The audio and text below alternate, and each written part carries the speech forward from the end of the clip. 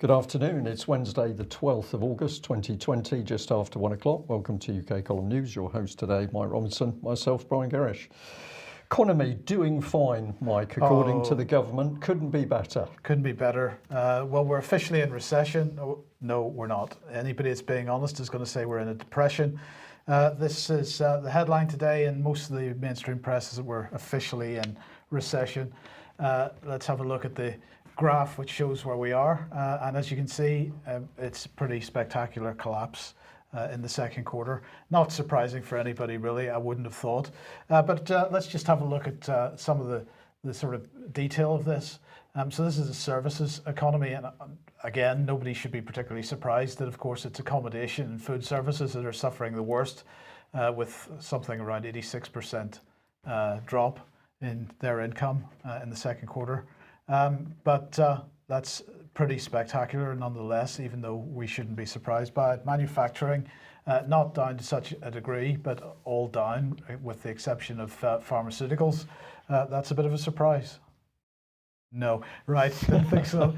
And spending, well, spending is down as well, with exception of gross capital formation in the first quarter, but that certainly made up for it in the second quarter. But private consumption, well down. General government expenditure, well down. Of course, that doesn't include all the emergency expenditure that's been going on since COVID started. Exports and imports all down. So everything's down, but employment also down.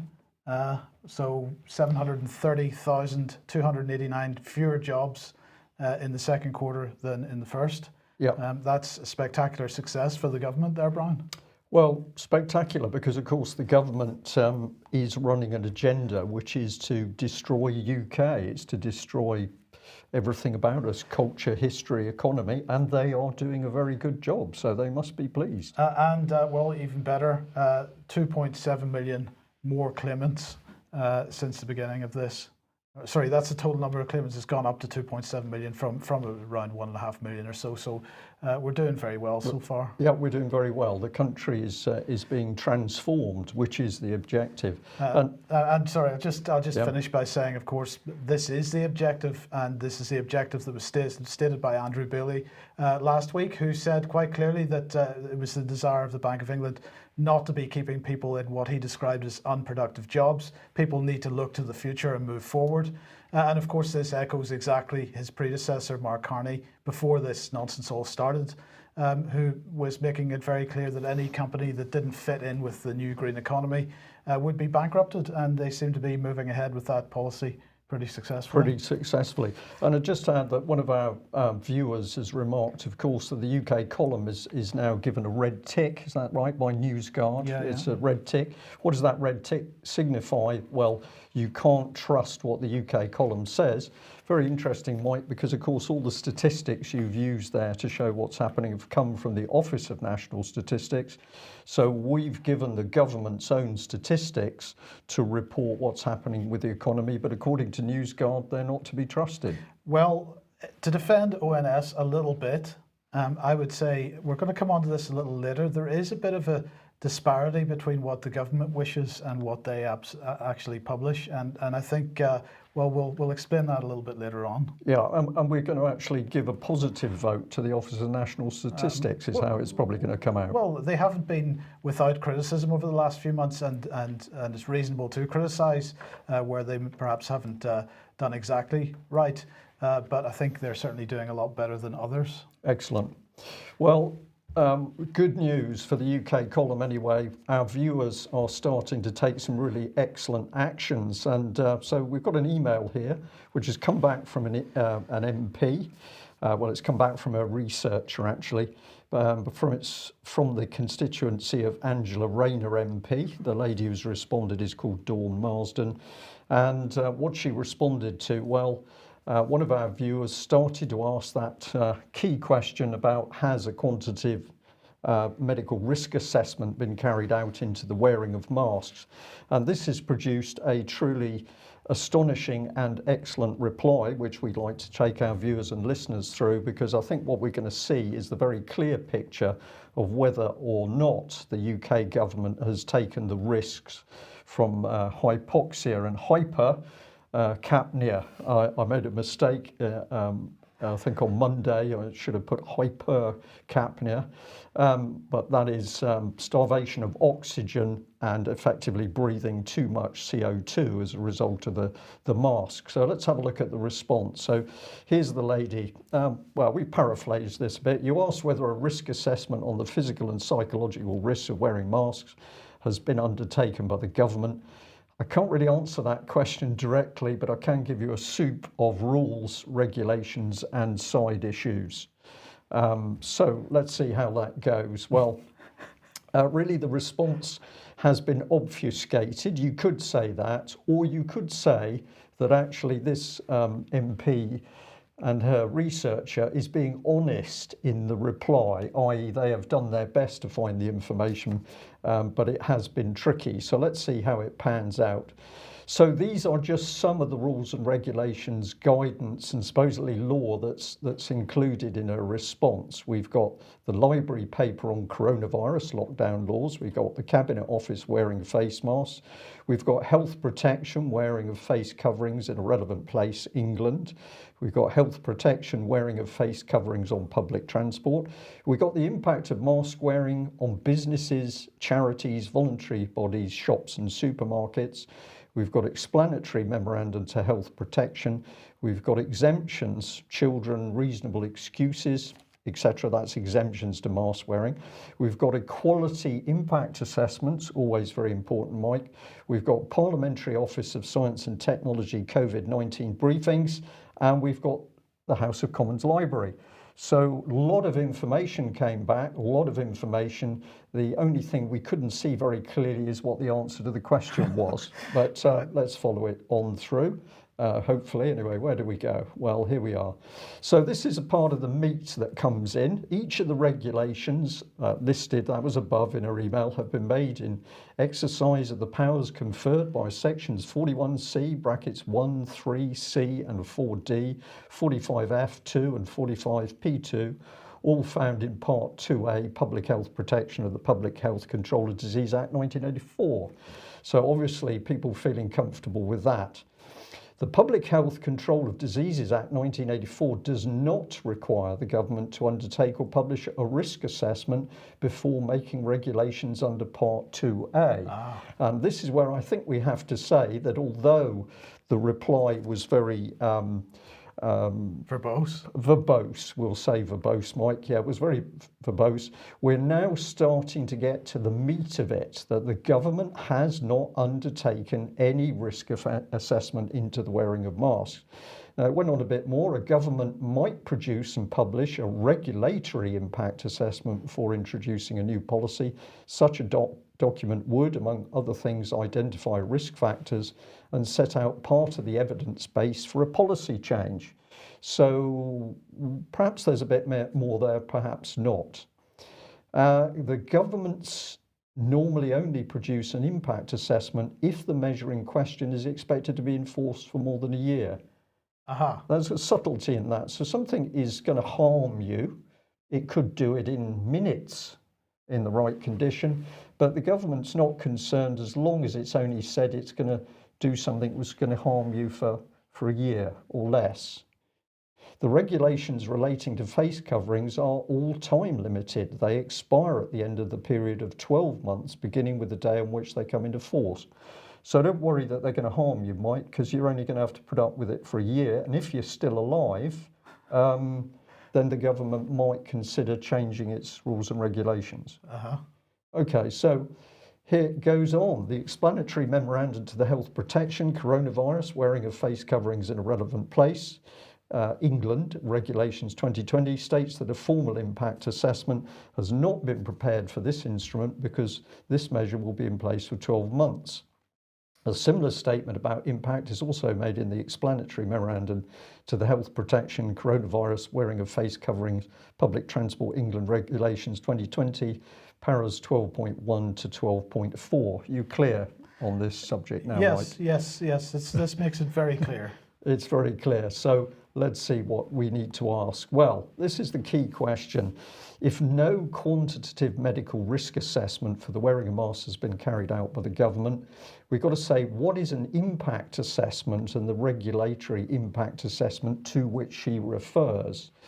Well, if we put in the basic definition of an impact assessment, it's a means of measuring the effectiveness of organisational activities and judging the significance of the significance of changes brought about by those activities. It's neither an art or a science, but both.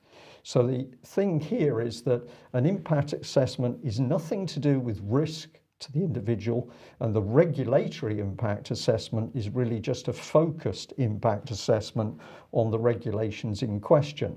So if we contrast it to the risk assessment, that is a systematic examination of a task, job or process that you carry out at work for the purpose of identifying the significant hazards, the risk of someone being harmed, and deciding what further control measures you must take to reduce the risk to an acceptable level. Now that's a pretty clear definition. So we can now say this, that we need to issue a government risk warning. That is a risk warning of the UK government, because the UK government has made no quantitative medical risk assessments on its enforcement of the wearing of masks. It has no concerns over health risks to the public at large and for those with medical or mental health issues which place them at increased risk from mask wearing. It has given itself the power to place the health and safety and well-being of the public at risk on its own say-so. This is the most dangerous thing. We're going to harm you, or potentially harm you, and you've just got to sit there and take it, Mike. This is unbelievably dangerous, and the government is clearly prepared to continue to place public health at risk from mask wearing, including hypoxia and hypercapnia. So we're going to say well done, very, very well done to the viewers and listeners that are now taking action to challenge their MPs. We've given you now the meat of the argument. The British government says it does not care if it is harming the health of the public by forcing them to wear masks. It has not done a risk assessment, and yet if you were running a basic business, Mike, and you hadn't carried out risk assessment into some form of process, you would be fined and or put in jail because you'd have placed your workforce at risk. Not the British government, it simply doesn't do it. So we've got questions for Angela Rayner. Let's bring in the first one. Dear Angela, what will you and your fellow MPs, MPs, do to protect the public from health risk from masks? That is the question which everybody should now be asking their MP. What are they actually going to do? And we can also say, well, can we trust Angela to fulfill those duties and obligations to the public? And why do we raise this issue? Well, if you're going to have a look at her Twitter page, you find some very, very interesting things, because her first concern is not members of the public and masks and COVID. It's the fact that the shooting season is now in full operation and game birds are being killed across the country. So don't worry about 40,000 pensioners or elderly people who've died in the care homes. She's worried about the fact that we've got the shooting season operating. We've got a retweet of the largest death rate in Europe and now the deepest recession in Europe. Well, she's picking up on the recession, but there's no meat on the death rate. She's not speaking out about those elderly people that were simply abandoned to die in the care and residential homes. But what is she big on? Well, she's very big on future leaders. And so here's a giant advert, and she's looking forward to this Zoom event with Future Leaders program. So this is it. This is all of the mind control stuff. And let's just bring this one in. This is what she says about herself, that our movement, that's the Labour movement, must be rooted in and reflected of the communities that we seek to serve. But of course, the first thing she's not going to do is serve the communities. So I think that this constituent, and thank you very much for sending us in that email, can get straight back to Angela Rayner and now ask her the real, I'm going to call it the killer question, which is, what is the government going to do to rescind this abusive mask wearing rule? The issue of masks, Brian, is watching the conversation on the internet is hugely interesting, because you're starting to see over the last few weeks the splits in various factions on the internet. Yeah. And one of the major factions that is very pro-masks are the allegedly pro-science so-called influencers on YouTube and so on, and they're pushing very hard that people should just shut up about the dangers of masks and get on with wearing them. And not be concerned about it at all. But of course, there are voices within the scientific community, some who are starting to get some traction in the mainstream media, and perhaps this is a very positive thing. So here's Professor Carl Hennigan, and he's from the Centre for Evidence-Based Medicine at Oxford University. He was quoted in the Belfast Telegraph yesterday, because he's basically saying that the Northern Ireland Executive must start being honest with people about the efficacy of face coverings. And he's saying that the evidence used to impose mandatory wearing of masks in public is of extremely poor quality. So in other words, the governments not being led by the science here, not by the real science. They're being led by political agendas or pseudoscience, as perhaps we'll see with Public Health England in a minute. But he has been very outspoken on this issue. Another doctor in Northern Ireland recently, whose name escapes me at the moment, I apologise for that, saying, that wearing a mask is like covering your face in chicken wire and expecting to be protected from mosquitoes. A great analogy was carrying sand on a tennis racket, right? To give a representation of the scale of the virus versus the grid of the mask. Right. So of course, Professor Carl Hennigan is the same man who basically exposed the fact that the government was not reporting deaths for coronavirus properly, COVID deaths properly, and that resulted in Matt Hancock saying, currently the daily deaths measure counts all people who have tested positive for coronavirus and who have since died, with no cutoff between the time of testing and the date of death. So in other words, as we reported here a couple of weeks ago, they were anybody that had coronavirus at any point in time, even if they didn't matter whether they died 5 minutes having been tested positive or 5 weeks after being tested positive, they still, or even 5 months potentially, according to the way that the government was counting this, they were dying of COVID and not from anything else. He also this morning was tweeting this out, Carl Hennigan.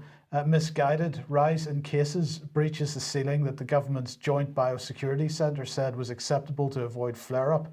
And he's asking who's making these rules up. He's really pretty motivated about the fact that this stuff is coming from the joint biosecurity centre, who has largely replaced SAGE, by the way, for the future policy here. So the Centre for Evidence-Based Medicine that he works with published this yesterday, ONS death data update and disparity with Public Health England. They're really making this point that the government's data is quite different from the Office for National Statistics data, but only recently. So this is what he says. The latest release from the Office for National Statistics on deaths registered in England and Wales in the week ending 31st of July 2020, that's week 31, shows that the number of deaths in which novel coronavirus COVID-19 was mentioned on the death certificate continues to decline in England. It says here, in week 31, there were 8,946 deaths registered, 90 fewer than the 5-year average. This is the 7th consecutive week that deaths have been below average.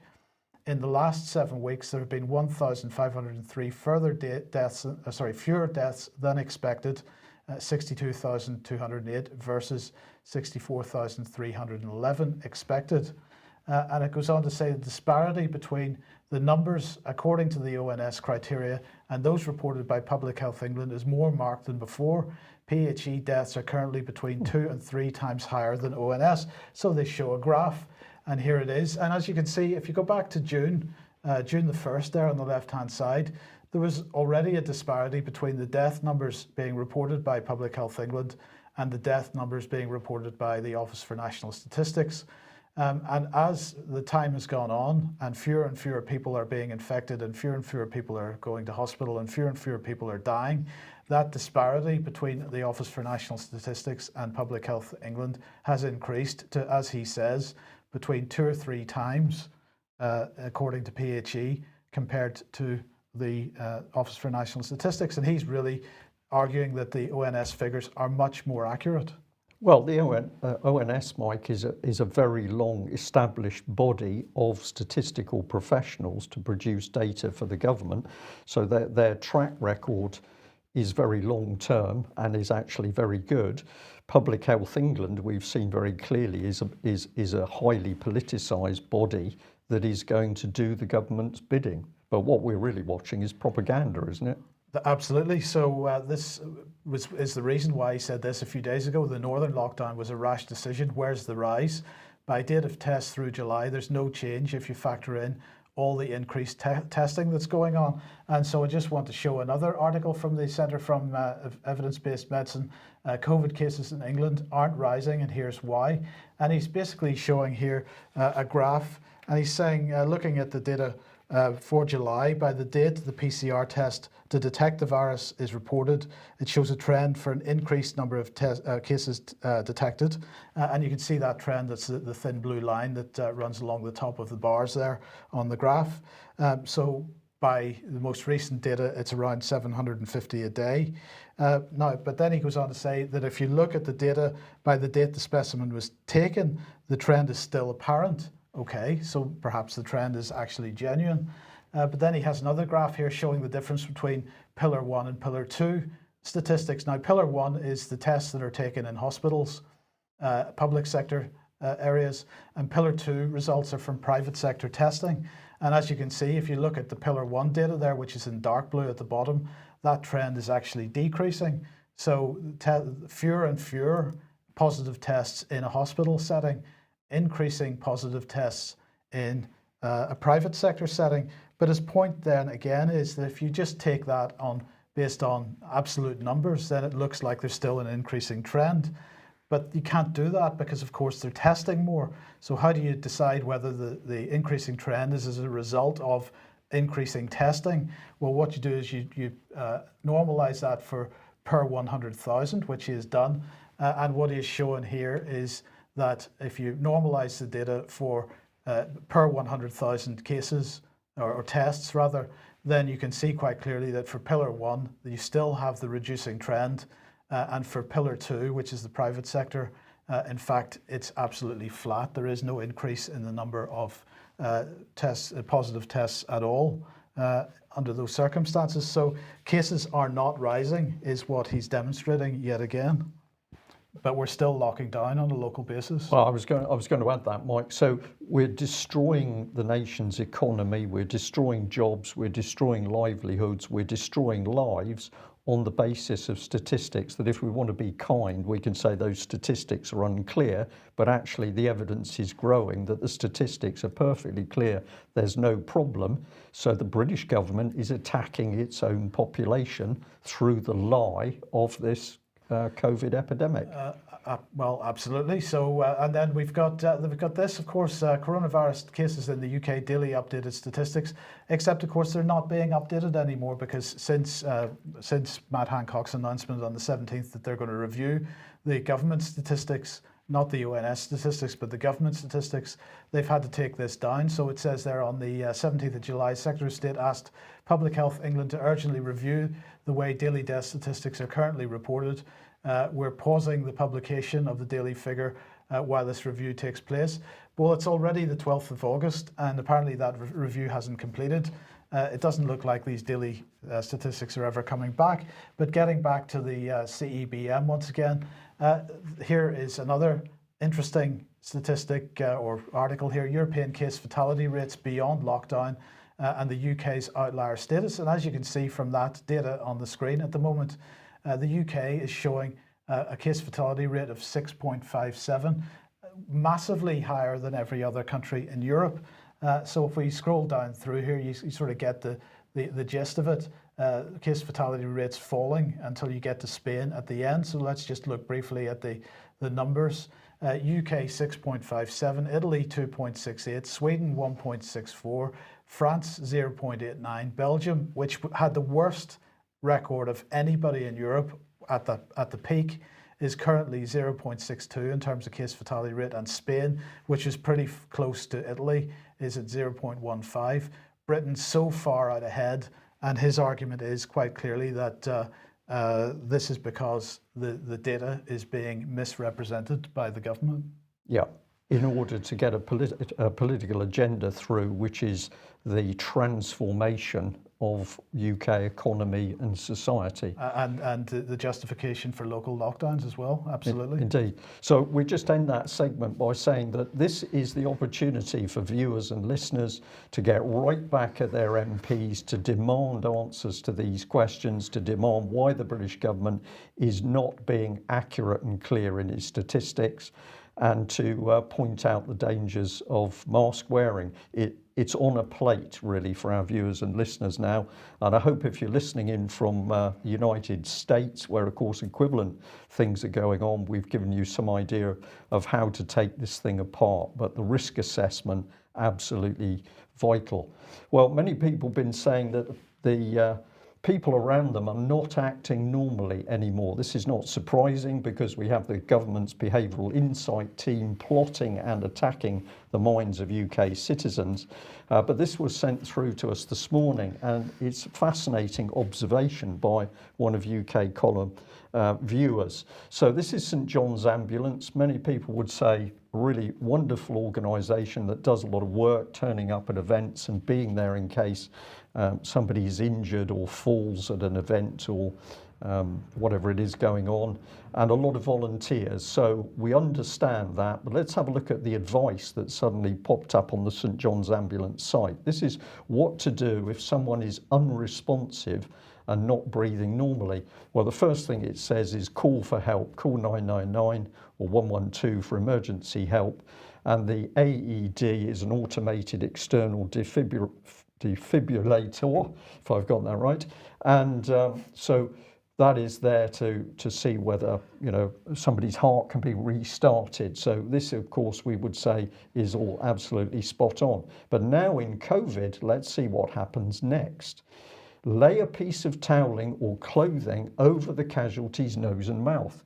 So you have somebody lying on the ground unresponsive, possibly with breathing problems, and the first thing you do is put a cloth over their mouth. Yeah, because you want to reduce the breathing problems, don't you? Well, Mike, we're laughing, but this is so serious. Yes. Now, we took a bit of advice this morning. We're going to follow it up because we had limited time to follow this through. But I'm going to say that I've done some first aid training myself, and I looked at this and I thought this can't be wrong. It can't be right. So we spoke to a couple of people with first aid, serious first aid, and mountain rescue training. And this is what they said. It can be very difficult to tell if a casualty is breathing at all. Their breathing can be so shallow, so affected, it's very difficult to even know where they're breathing. What do? You put a towel over their face and nose. To further restrict breathing with a towel or clothing is likely to further suppress breathing and place the casualty at further risk of hypoxia. And I've done it again. That should be hypercapnia.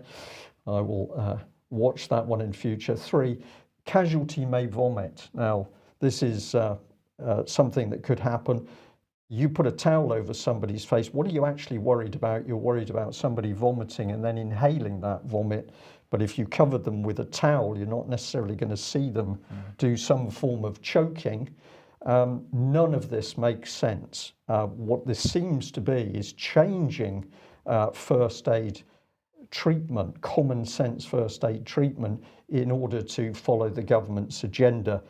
So this was the rest of it, to carry on with the chest compressions, which is all part of the normal treatment. But this thing does not make sense. So we thought we would call St John's Ambulance Service this morning, which we did. We wanted to ask for comment on these concerns regarding their advice for unresponsive casualties not breathing. Telephone calls to the London HQ were not answered. You went round in a loop, and when you called the emergency press team on a particular number, a lady told you to call the emergency press team on the number that you were listening to the record message. So we're going to wait and see if we can get a response to that. But while we're reporting really excellent work by UK column viewers, have a look at this, because this is a viewer starting to pull apart what's happening, and they're pointing out the government's use of applied psychology. They're warning about processing. Brian, we're being processed, never forget this. The process is hidden by throwing in all sorts of relevant and irrelevant contacts to distract us all into debate and perpetuate. Process, this is the way to the abattoir. Walk this way, look at the roses. Oh, they're not roses, they're daisies. Look at the birds while we shoot the horses. Aren't those donuts tasty? Oh, they're chocolate eclairs while they poison the water. Oh dear, we're in the slaughter pens, too late. Now, this is a raw email, but the sentiment is accurate. So basically, we are under this psychological attack. And what the email ends up with is that the whole debate about contents distracts from what is the process. And we need to warn that the process is the attack on the minds of the UK public. So we'll end that section. Just one more email. We've had a lot of extremely positive emails from viewers, which we thank you very much for, but we thought we would show this one because this was a particularly unpleasant little email from a gentleman called Richard. He said, "Hi, fearmongers, how are your lives? Bad, I hope. People are sharing your obvious lies and seem to believe them. Maybe you should stop. Probably should. Decent thing to do. Regards. Actual human are being affected by your crap." So not very happy, Mike, but since we're putting out real information, is he unable to actually see stuff which is the government's own data? And apparently not. I don't know. But anyway, you know, if you do like what we do and you'd like to support us, then please head over to ukcolumn.org/community. And there are options to help us out there. And I just once again say a massive thank you to everybody that is doing that. And just a reminder that Friday will be the last UK column news for 2 weeks. So the office will be closed for the next 2 weeks from the 17th of August until the 20th of August. And we will return with the news on Monday, the 31st of August. And as it says on screen, a massive thank you to everybody for your support. I think we've got to say, Mike, it's been extraordinary, particularly since COVID. That support has been fantastic and it's made a big difference to us. Yes. So thank you. Now, I'm delighted to say Vanessa Beeley has joined us. Welcome to the programme, Vanessa. Hi, good afternoon. Good afternoon. Now, how are things where you are? There's a feeling actually of a lull before a storm, I think, at the moment, after the tragedy in Beirut. When actually at the point of the explosion, I was in the western Damascus countryside. And although we didn't hear the explosion, this billowing yellow cloud appeared on the horizon fairly rapidly after the explosion, and the air defense bases around that area, around western Damascus in the countryside, were scrambling. So there was a definite feeling of an incoming attack or of an escalation at that point. Now, of course, we've seen the events unraveling. There is let's say, a dampening down of that escalation for the time being, but there is a feeling of apprehension here. Now, Vanessa, we've published an article this morning that you've written, and headline is "Beirut, a tragedy that threatens the region with war and chaos." How close to the truth is that? How close is the region to war and chaos as a result of this? And what are people in the region thinking was behind what happened? Well, I think we need to be clear and say that, you know, the region is already at war. Certainly in Syria, as we know, there's been a sustained campaign to rid Syria of its elected government. But of course, even in Lebanon, there has been a sustained economic campaign against Lebanon, culminating in last year's sort of economic freefall, which was orchestrated by the US coalition, which includes Israel, of course. We have a government which has only been in power for around 7 months, and this is the first government that has shown signs of lack of corruption, with Hassan Diab, the prime minister, a tentative solidarity with Hezbollah. Hezbollah actually, and candidates aligned with Hezbollah were extremely successful during the election campaign. And of course, the Hezbollah political wing have quite an influence upon the decisions within the government. So, of course, this is an anathema to Israel and by default to the US and its allies to have a government that might allow Israel's nemesis, Hezbollah, to increase in its influence. I won't say power, I will say influence over decisions that Lebanon makes. So, of course, we saw this vicious economic attack. We saw the introduction of the Caesar law, which is an attempt to divide Lebanon and Syria. Of course, everything that happens in Lebanon has a direct effect upon Syria. The very fact that it's the port that has been targeted, of course, the majority of Lebanon's goods are imported, particularly food, but also the port during the blockade of Syria by the US coalition is pivotal to Syria's survival.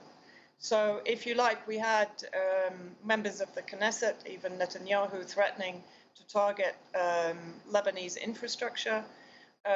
The general feeling is that although, and this is very much my opinion, I think it's unlikely that Israel fired missiles at this ammonium nitrate store. I think it's very likely that it was sabotaged. When one looks at the explosion itself, and I talked this through on social media with Chris Busby, who's obviously an expert, particularly on radiation studies post-nuclear explosions. It's unlikely to be a tactical nuke. We've not heard of any victims presenting with any kind of radiation poisoning at the hospitals. We haven't heard yet. Of course, these are very early days to be commenting and speculating. But clearly, if we look at the cui bono who benefits from this, of course, it's Israel and it's the United States. Why? Because immediately after the explosion, of course, the media started to propagate the theory that there was a Hezbollah ammunition store in this area, and that was what either exploded or, of course, in the aftermath, what they will say is in excuse for Israel, if it's found that Israel was involved in this attack, that it was targeting an ammunition dump in self-defense. But in reality, that entire port area was pretty much under the control of Saad Hariri's Future Party.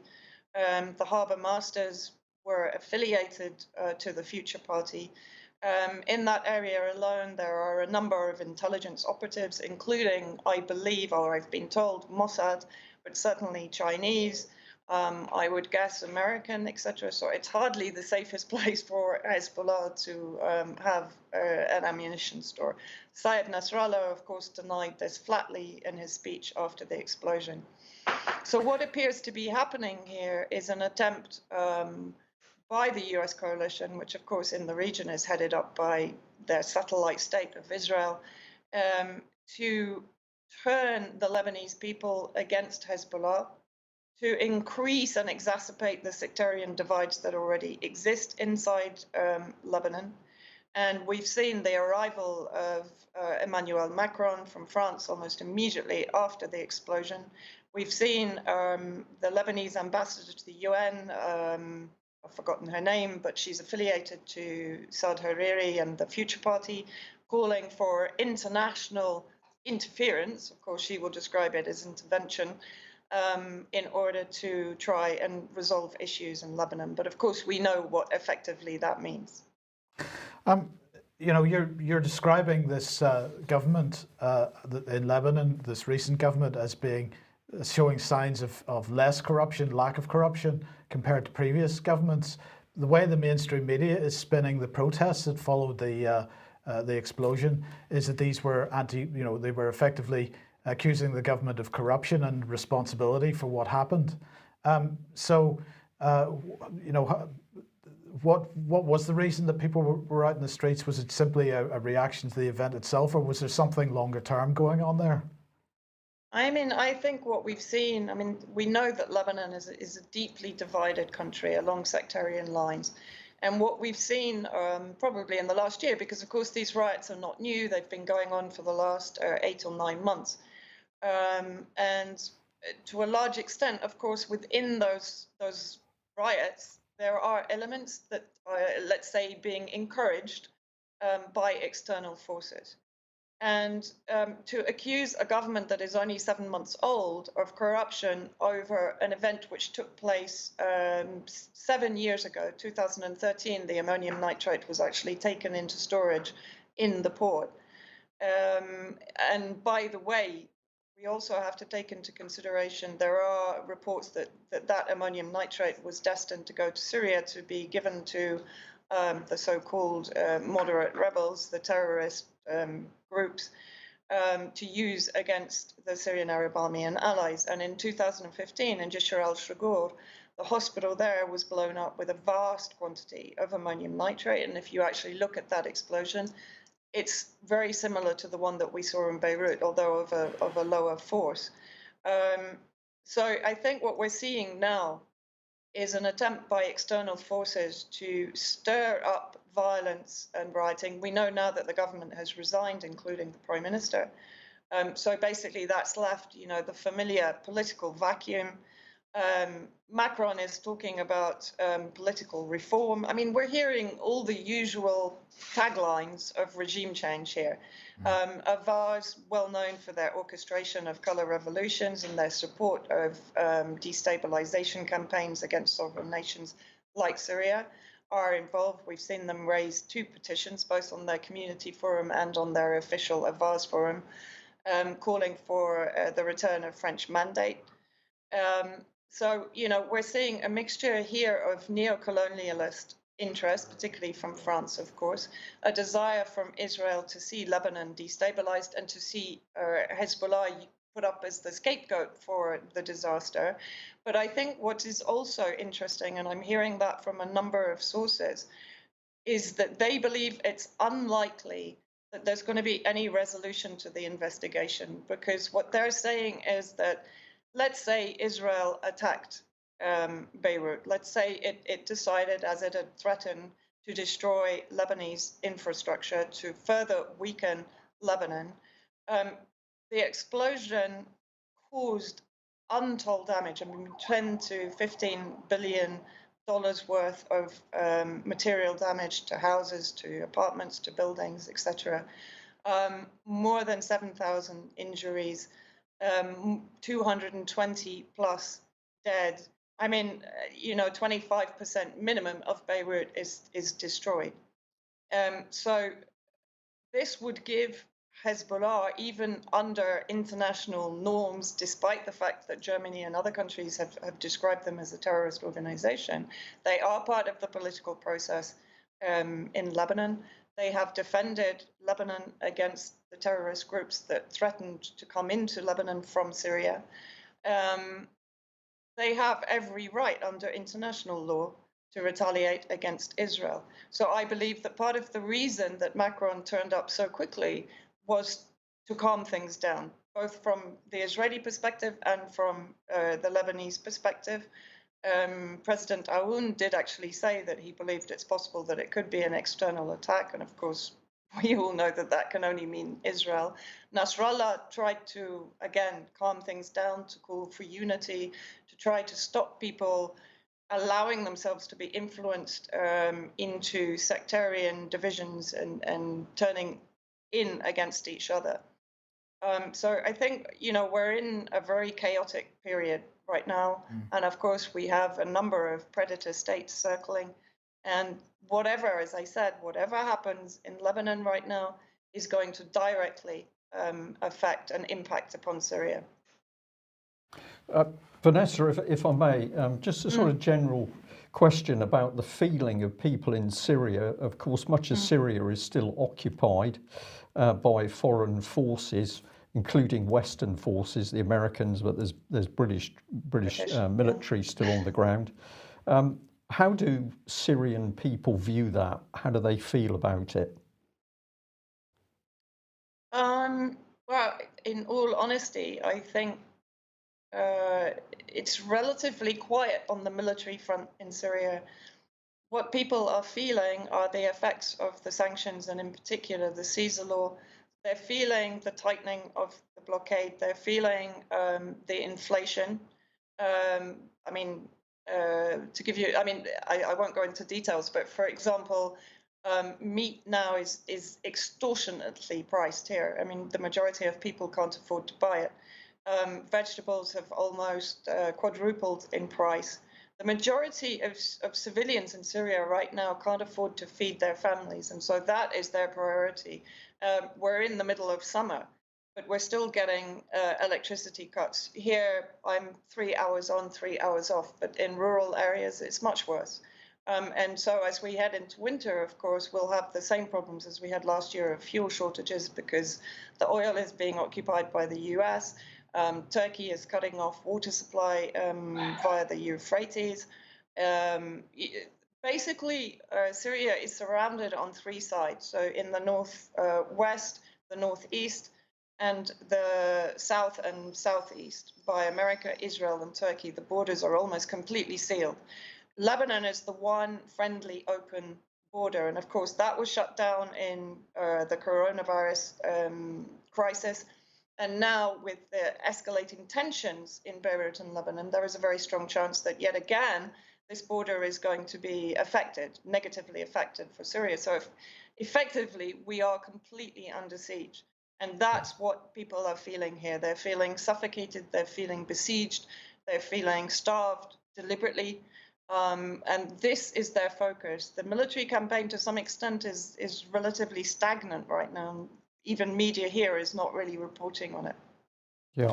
Okay. Thank you very much for that. What Yeah. a sad situation. Absolutely. Thank you very much, Vanessa. Look, we're out of time on this, but I just want to let everybody know once again, have a look at this article, Beirut, a tragedy that threatens the region with war and chaos. Please share it as widely as possible. And Vanessa, thank you very much for joining us. You're welcome. Okay, see you soon. Okay, let's move on, Brian. And the spies who hijacked America. This is appearing on Matt Talbibi's blog, and well, this is about Russiagate, Spygate, what President Trump calls Obamagate, and this is a guy called Stephen Scrutinizing. I'm not really sure how to pronounce his surname. But you can maybe see it on screen there. It's a hugely interesting article. I recommend everybody reads this. He starts off saying, I'd moved to England to pursue an academic career and leave DC's politics behind, only to have my PhD supervisor throw me back into the most outrageous one of the most outrageous political firestorms I could imagine. The stories that the New York Times, Washington Post and others were pushing didn't add up. Many seemed planted to cover up or advance the agendas of several individuals whose tentacles secretly ran through these scandals and who each had long-standing ties to intelligence services like the FBI, CIA and MI6. I call these individuals the Cambridge Four. So he goes on to talk about the fact that he was a convener at a major conference at Cambridge called CRASH, that's CRASSH. This is entitled the 2016's Race to Change the World, How the US Presidential Campaign Can Reshape Global Politics and Foreign Policy. And this is from the Cambridge University's Centre for Research in the Arts, Social Sciences and Humanities. Well, the keynote speaker there was Madeleine Albright at the time, and it was also addressed by US Congresswoman or former US Congresswoman Vin Weber, a Republican Party strategist, a German ambassador to the UK, Peter Ammon, Sir Richard Dearlove, and former Defence and Foreign Secretary Sir Malcolm Rifkind. They were all speaking at this event. And so what the article goes on to make the point is to highlight the key players in Russiagate in the United States. Now, we have had a go at this with our own graphic here in the recent past, all the Queen's men. And of course, the key players, Christopher Steele, Stefan Halper, Alexander Downer, Joseph Mifsud, Richard Dearlove, Felix Sater, and all leading back towards George Papadopoulos. Now, MI6 links to many of those people. But what this article is talking about is the Cambridge 4, and this introduces a new face. So we have the three here: Christopher Steele, former MI6, now Orbis Business Intelligence, wrote the fake Trump dossier.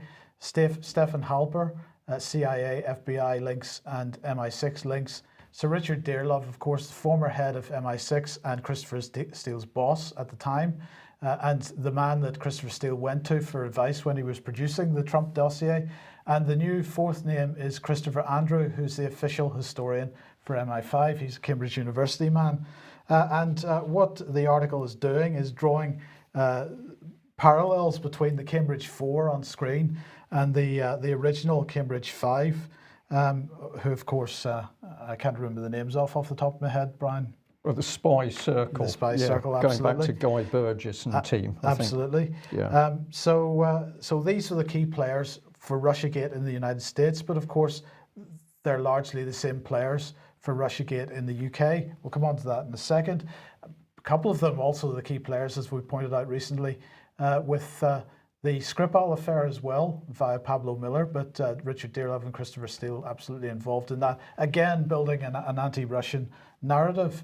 So the person who's at the centre of this from a British point of view, of course, is Christopher Steele, because he wrote not only the Trump dossier, but he also wrote the recent, or at least he provided evidence to the Intelligence Select Committee for the Russia report in the UK here, which was released a week or two ago. But he also wrote the Huawei dossier, which resulted in the banning of Huawei from British telecommunications infrastructure. So what we have here is an absolute nest of vipers, Brian, and a lot of Britain's foreign policy at the moment seems to be being based on what these guys are saying, and it's largely driving us towards conflict with Russia and China, which China at the moment is describing as a Cold War, but both Russia and China asking whether it has the potential to hot up. Yeah. But it all seems to come back to a little clique of four people, and perhaps we need to be asking questions about why these four people are being listened to. There's no question that needs to happen, Mike. We are constantly saying, UK columnists constantly saying, we don't know who is actually in control of the country at the moment. We believe that there's effectively been a coup and that we've got an unknown group of people running the country. What we can say very easily is that group of people thoroughly integrated with Britain's intelligence services. The very people who should be protecting the country seem to be up to adventurous politics overseas. So this is a very dangerous time. And I'll just add to that, we need to have a good look at our top universities, because of course over the years it's been those top universities that have seeded spies and individuals working against the country. Just had a prompt on the people you couldn't remember. Philby. We had Blunt and Burgess and McLean as the spies. That's original spy ring. So who is running the country? We need to get asking this question, and pretty quickly. So I absolutely recommend people go and read Mr. Scridge's, if that's how you pronounce his name, a report there. Apparently he's suggesting probably 2 more follow-ups to that, so we look forward to those. Yes, well, one thing that's not happening in UK is we're not protecting our own children. On Monday, we raised the question of the Children's Commissioner, who seemed to be possibly asking some appropriate questions to do with what was happening with COVID and school children. But I'm really delighted to say this is the thing which caught our attention this morning. We know now that parents are starting to ask the right questions. So this was circulating on social media. The handle is Spotted Painton. Has anyone else had a letter from their child's school saying that from September, if any child shows symptoms of COVID-19, they will be tested at school, and then if positive, they can be taken off to a secure place without their parents.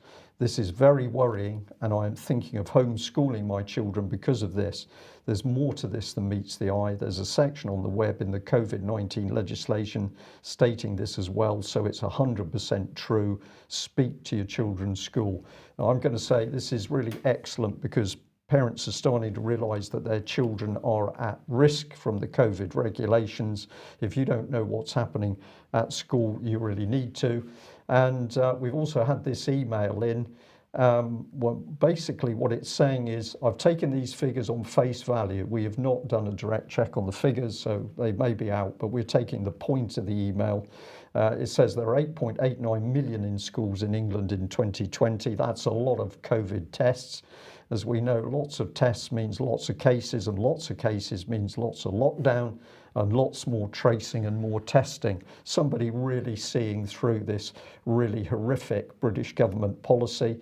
And it goes on to say this: what better way to boost the test and trace system than using schools for the following reasons? The school environment and structure is already predicated upon giving orders and obeying orders, an ideal controlled setting. 2, it's a public space, i.e. not a home, often with fences and surveillance technologies installed.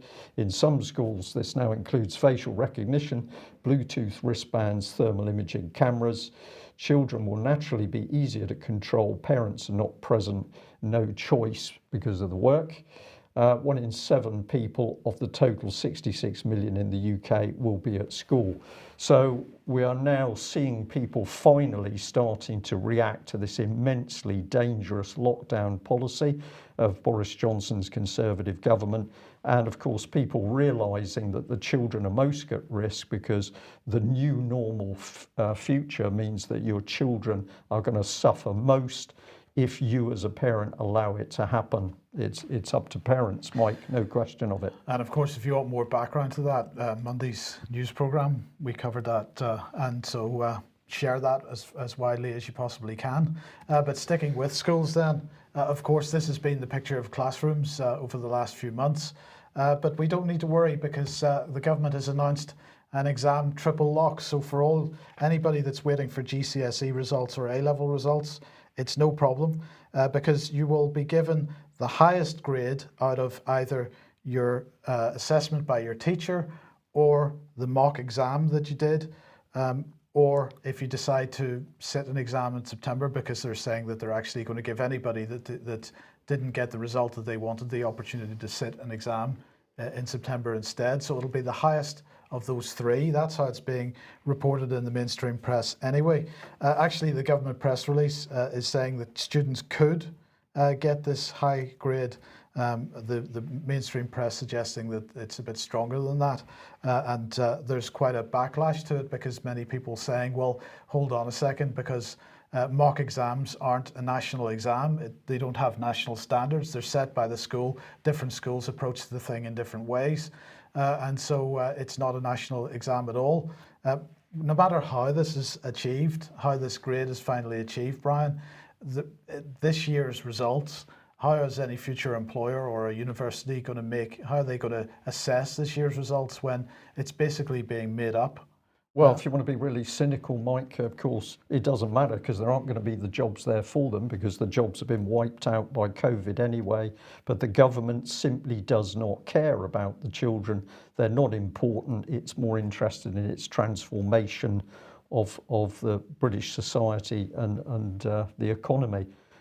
What I will add is that we've had a lot of contact from parents saying how depressed their children are, that they worked hard, ready for these exams, and then they're not able to get any reward, any proper feedback.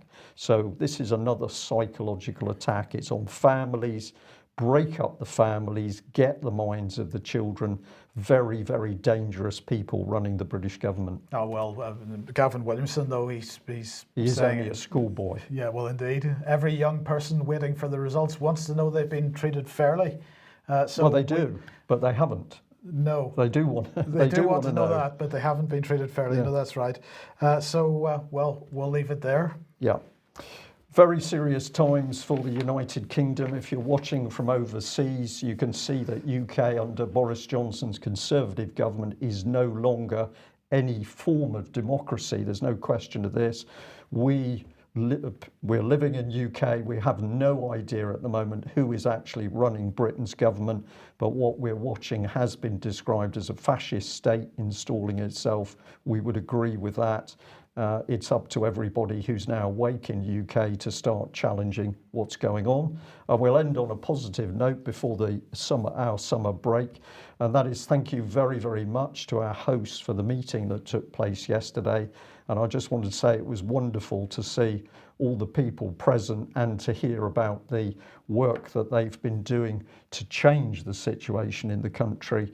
We know some very brave actions have been taken, and we know a lot of hard work is going on. And just to give a little bit of detail, as normal, we had a spread of people, some people employed, some not, some men, some women, some fathers, mothers, and not. So it's good to see that there's a cross-section of UK society starting to stand up and be counted. So thank you again for a really great day. That's it. We'll be back at the same time on Friday. Sorry, I said last. It's the last one for me. So the last UK column news before the break will be on Friday. Yeah. That's it. Bye-bye.